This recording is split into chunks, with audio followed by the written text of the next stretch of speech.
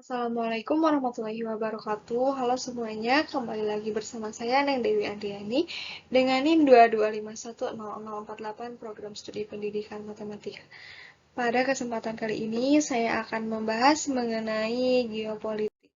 Yang pertama, geopolitik berasal dari bahasa Yunani, yaitu geo yang artinya bumi dan politeia yang artinya kesatuan masyarakat yang berdiri sendiri. Sehingga geopolitik yaitu ilmu yang membahas mengenai sistem politik yang berhubungan dengan letak geografis. Secara umum, yaitu sistem politik atau peraturan-peraturan dalam wujud kebijaksanaan dan strategi nasional yang didorong oleh letak geografis suatu negara. Kemudian selanjutnya ada komponen geopolitik. Yang pertama ada kondisi geografis, yang kedua ada politik dan strategi, yang ketiga ada keterkaitan antara geografi dan politik, yang keempat ada unsur kebijaksanaan. Kemudian selanjutnya ada pengertian geopolitik menurut para ahli.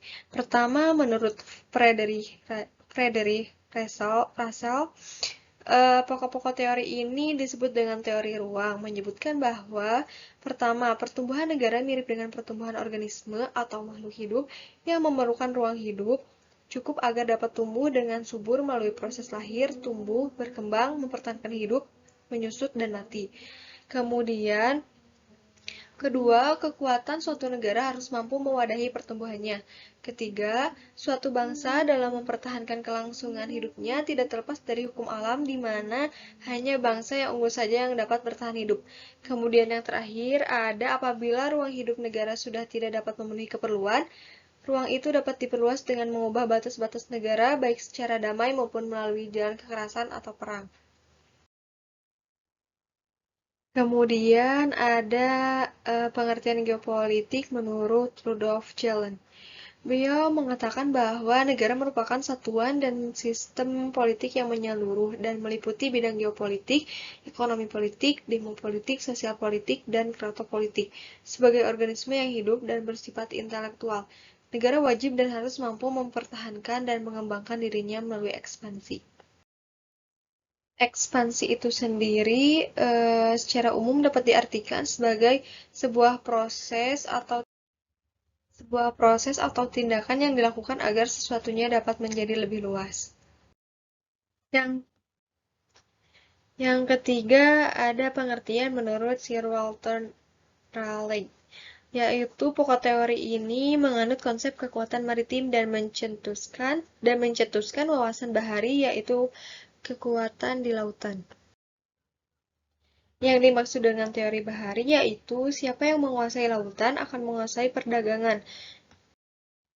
Siapa yang menguasai perdagangan akan menguasai kekayaan dunia dan akhirnya akan dapat menguasai dunia.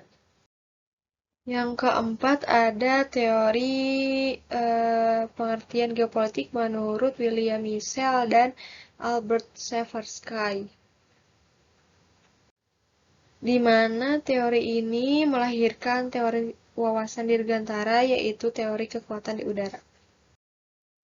Teorinya berbunyi, kekuatan di udara mempunyai daya tangkis yang handal terhadap ancaman dan dapat melumpuhkan kekuatan lawan dengan penghancuran di kandang lawan itu sendiri. Latar belakang dari munculnya teori ini yaitu atas dasar kemajuan industri terutama dalam bidang penerbangan. Kemudian selanjutnya ada pengertian wawasan menurut para ahli. Pertama, ada pengertian wawasan menurut Prof. Wan Usman. Adalah cara pandang bangsa Indonesia mengenai diri dan tanah air sebagai kepulauan dalam segala aspek kehidupan yang beragam.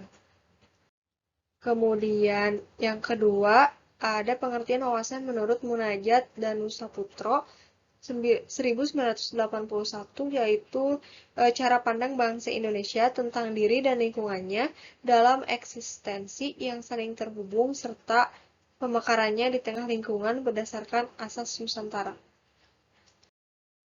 Kemudian yang ketiga ada pengertian wawasan menurut Sumarsono 2002, merupakan nilai yang menjiwai segenap peraturan perundang-undangan yang berlaku pada setiap strata di seluruh wilayah negara. Yang keempat ada menurut Samsul Wahidin, 2010, wawasan Nusantara memiliki arti cara pandang, cara memahami, cara menghayati, cara bersikap, cara bertindak, cara berpikir, dan tingkah laku bagi bangsa Indonesia sebagai hasil dari interaksi psikologis, sosiokultural dalam arti luas dengan aspek-aspek astagrafik. Sedangkan menurut Panggabean, wawasan Nusantara adalah doktrin politik bangsa Indonesia untuk mempertahankan kelangsungan hidup Negara Kesatuan Republik Indonesia berdasarkan Pancasila dan Undang-Undang Dasar 1945 dengan mempertimbangkan pengaruh ekonomi, geografi, demografi, teknologi, dan peluang strategis lainnya. Yang terakhir ada menurut Sabarti Akadiliyah MK, wawasan Nusantara adalah cara pandang bangsa Indonesia tentang diri dan lingkungannya sesuai dengan Pancasila dan Undang-Undang Dasar 1945 sebagai bentuk aspirasi bangsa yang merdeka, berdaulat, dan bermanfaat yang menjiwai kebijakan dalam mencapai tujuan bangsa. Kemudian selanjutnya ada geopolitik Indonesia atau wawasan Nusantara Indonesia. Yang pertama ada unsur yaitu tidak mengandung ekspansionisme maupun kekerasan. Yang kedua ada cara pandang bangsa Indonesia, yaitu berdasarkan ide nasional yang dilandasi Pancasila dan Undang-Undang Dasar 1945. Yang ketiga ada makna, yaitu cara pandang, cara memahami, berpikir, dan tingkah laku sebagai hasil interaksi proses psikologis, sosial-kultural dengan aspek Astagatra. Kemudian menurut Indonesia, menurut wawasan geopolitik menurut Indonesia yaitu cara pandang dan sikap bangsa Indonesia mengenai diri, lingkungan geografis yang berwujud negara kepulauan berlandaskan Pancasila dan Undang-Undang Dasar 1945. Selanjutnya ada konsepsi dasar ketahanan nasional. Ada Astagatra. Apa sih yang dimaksud dengan Astagatra itu?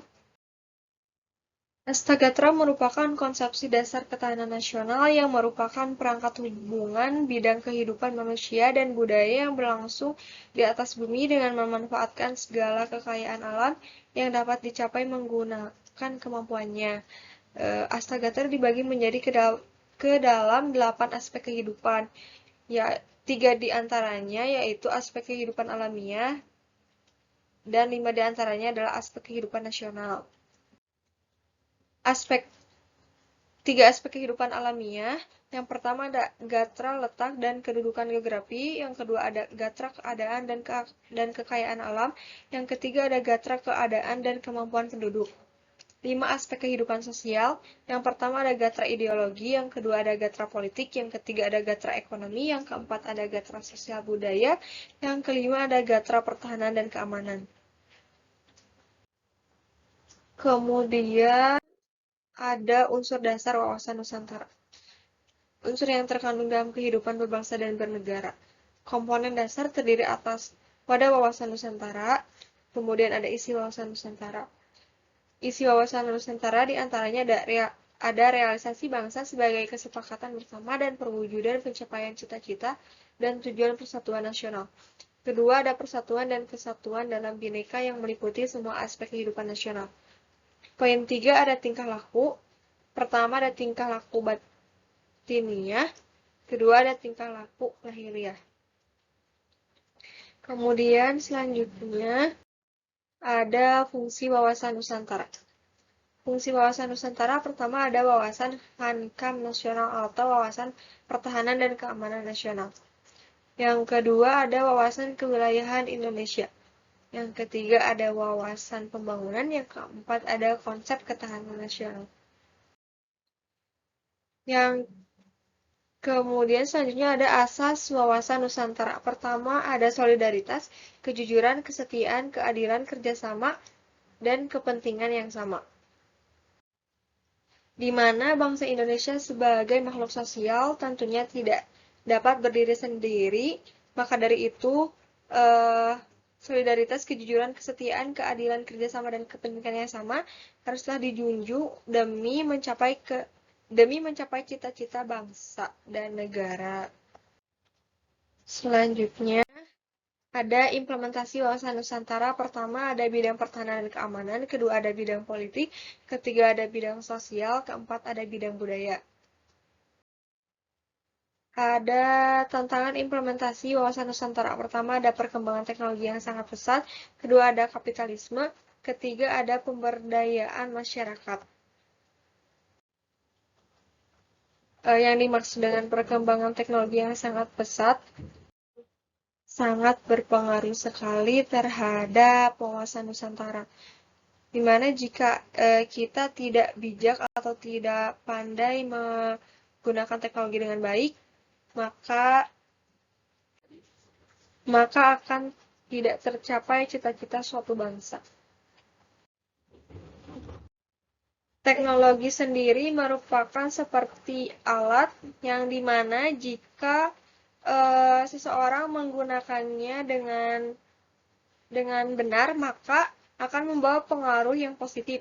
Tetapi sebaliknya, jika seseorang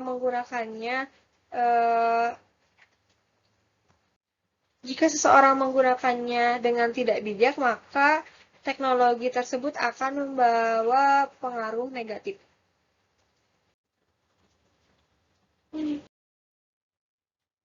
Cukup sekian dari saya. Terima kasih. Mohon maaf apabila ada kekurangan. Wassalamualaikum warahmatullahi wabarakatuh.